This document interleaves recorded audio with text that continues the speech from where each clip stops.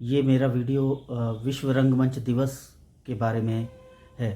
27 मार्च 2024 को international theatre institute ITI ने विश्व रंगमंच दिवस का संदेश जारी किया। हर साल 27 मार्च को विश्व रंगमंच दिवस मनाया जाता है, हम जानते ही हैं।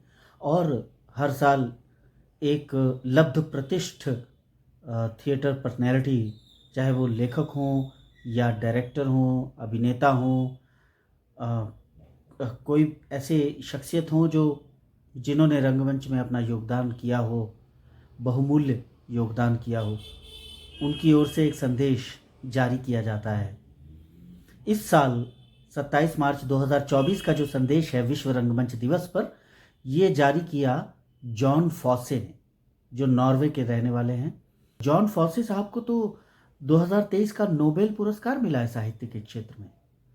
तो मुझे लगा कि इनका विश्व रंगमंच दिवस के अवसर पर दिया गया संदेश पढ़ा जाए और उससे पहले इनका परिचय पढ़ा जाए। तो दोस्तों, मैं इनका परिचय पहले पढ़ रहा हूँ। जॉन फॉसे 1959 में पैदा हुए एक प्रसिद्ध नॉर्वेजियन लेखक हैं। वो अपने व्यापक काम के लिए जाने जाते हैं, जिनमें नाटक, उपन्यास, कविता संग्रह, निबंध, बच्चों की किताबें, अनुवाद शामिल हैं। फॉसे की लेखन शैली में अति सूक्ष्मवाद और भावनात्मक गहराई की विशेषता है दोस्तों, जो उन्हें दुनिया में सबसे अधिक प्रदर्शन करने वाले नाटककारों में से एक बनाती हैं।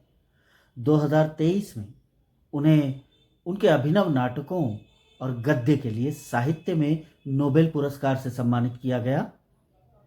उनका ऐसा गद्य, ऐसे नाटक जो अनकही को आवाज़ देते हैं, इसीलिए उन्हें उनके योगदान को बहुमूल्य जानते हुए उन्हें नोबेल पुरस्कार दिया गया है। फॉसे के काम का 50 से अधिक भाषाओं में अनुवाद किया गया है, जिनमें दुनिया भर में 1000 से अधिक मंचों पर प्रस्तुतियां दी गई हैं।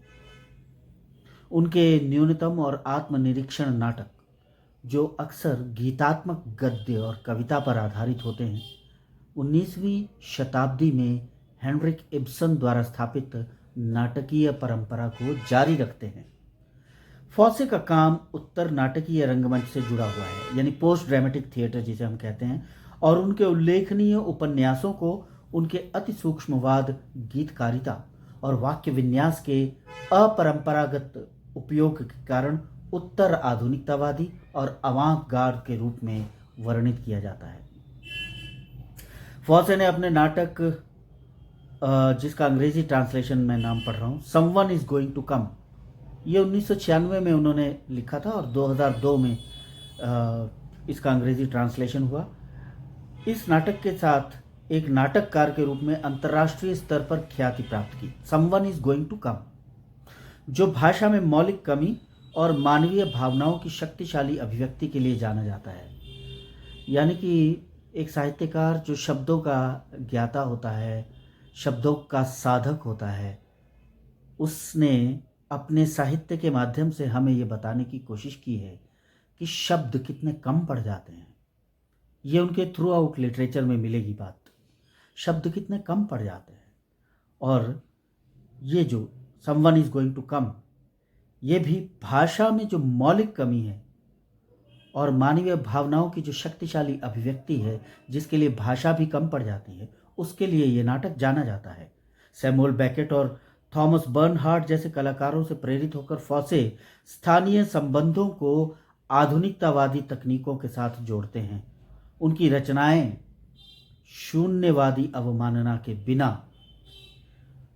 मानवीय अनुभवों की अनिश्चितताओं और कमजोरियों को चित्रित करती हैं।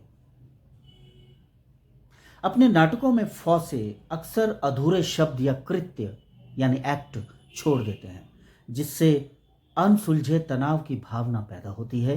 अनिश्चितता और चिंता के विषयों को उनके नाटक नाइट सॉन्ग्स और डेथ वेरिएशन जैसे नाटकों में खोजा गया है।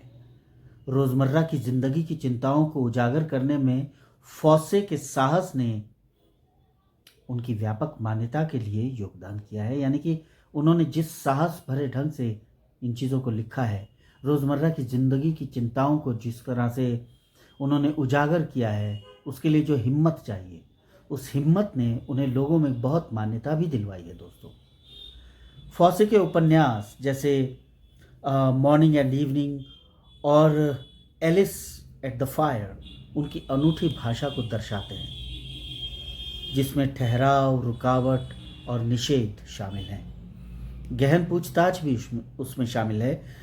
और द अदर नेम, इसके अलावा ट्रिलोगियन, और ये सब जो उनकी ट्रिलॉजी और सेप्टोलॉजी है, ये फॉसे के प्रेम, हिंसा, मृत्यु, मेल मिलाप की खोज जो मनुष्य की है, इन चीज़ों के बारे में उसे वो दिखाते हैं अपने इन उपन्यासों में। फॉसे की कल्पना और प्रतीकवाद का उपयोग उनकी काव्य रचनाओं में भी स्पष्ट हुआ है दोस्तों, जिसमें स्टार्क विंड, उनका कविता संग्रह डिक्ट आई सैमलिंग शामिल है। उन्होंने जॉर्ज ट्रैकल और रेनर मारिया रिल्के की कृतियों का नाइनॉर्स्क भाषा में अनुवाद भी किया है। कुल मिलाकर दोस्तों, जॉन फॉसे एक ऐसे व्यक्तित्व हैं, अंतर्राष्ट्रीय व्यक्तित्व, जिनकी रचनाएं मानवीय स्थिति के सार को उजागर करती हैं। अनिश्चितता, चिंता, प्रेम और हानि के विषयों से निपटती हैं। अपनी अनूठी लेखन शैली और रोज़मर्रा की स्थितियों की गहन खोज के साथ उन्होंने खुद को समकालीन साहित्य और रंगमंच के एक प्रमुख व्यक्तित्व